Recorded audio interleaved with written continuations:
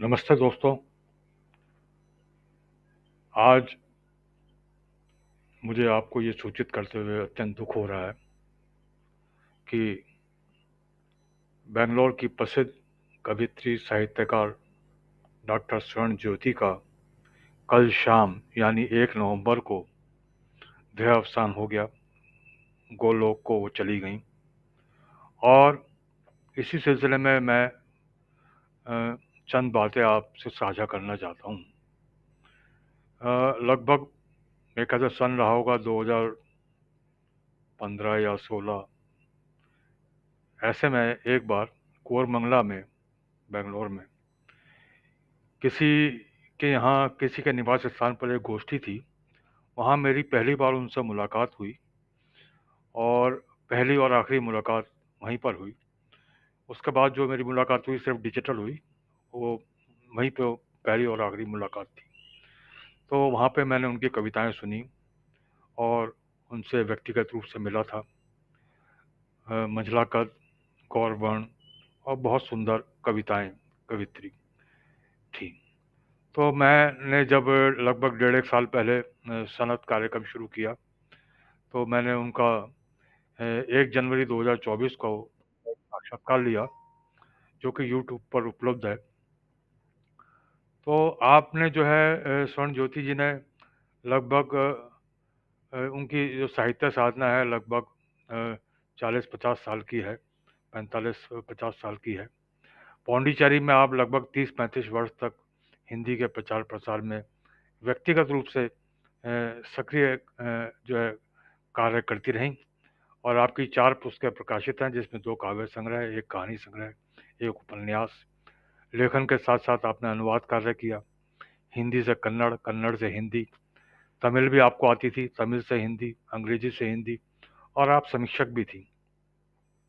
अनेक राष्ट्रीय और अंतर्राष्ट्रीय संगोष्ठियों में आपने भागीदारी करी और वेल्स यूनिवर्सिटी यूके से आपको डॉक्टरेट की उपाधि आपके पास थी और एक वृद्धाश्रम और अंधा आश्रम में स्वयंसेवी रहीं और बेंगलोर में आर्थिक रूप से पिछड़े परिवारों के बच्चों के लिए एक निःशुल्क विद्यालय का संचालन भी आप करती रहीं।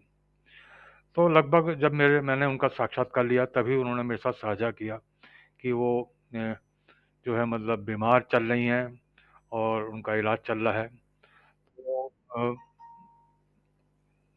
और कल ही जब मुझे ये समाचार मिला कि उनका गोलोक को गमन हो गया है तो मैं मन बहुत व्यथित हो गया।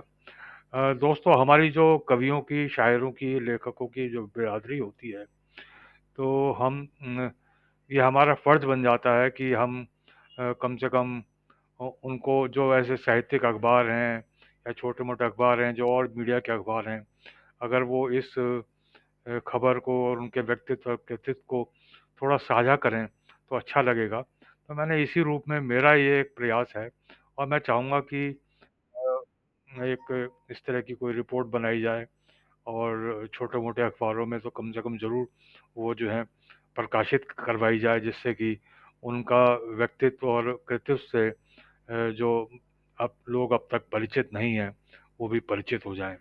यह एक बहुत बड़ी विडंबना है कि हमारे देश में साहित्यकारों की, लेखकों की उतना सम्मान, उतना उतना जो है उनका मतलब उतनी उतना उनके वो नहीं करा जाता, ख्याल नहीं करा जाता, उतनी महत्ता उनको नहीं दी जाती सरकार की तरफ से, और यह अपने आप में एक दुर्भाग्यपूर्ण स्थिति है।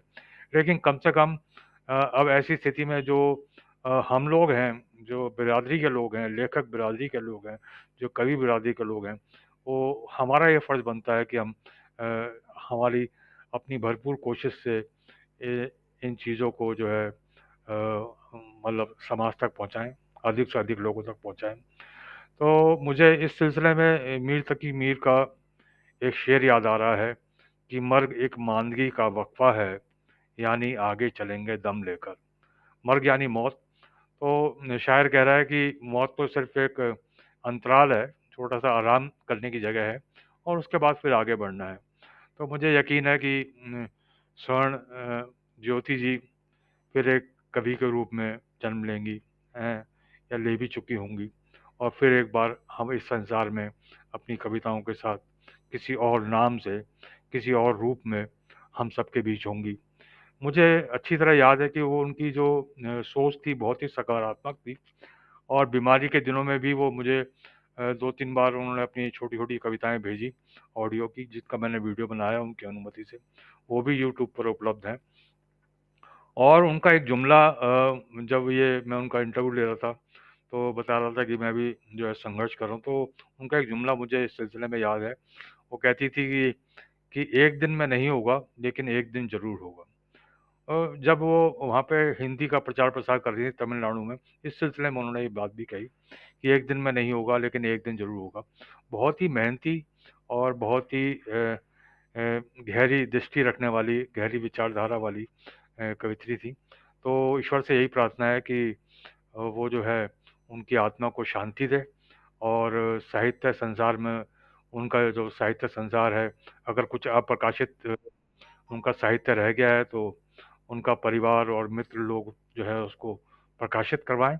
इन्हीं शब्दों के साथ मैं इस वीडियो को विराम देता हूँ, और मैं चाहूँगा कि आप जितने भी आपके साहित्यिक मित्र हैं, उन तक इनको फॉरवर्ड करें, इस वीडियो को, जिससे कि वो भी इस शख्सियत से परिचित हो सकें।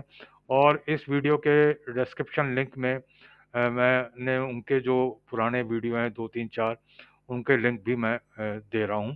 तो शुक्रिया दोस्तों, आपके इस वीडियो को सुना। फिर मिलता हूँ। नमस्कार।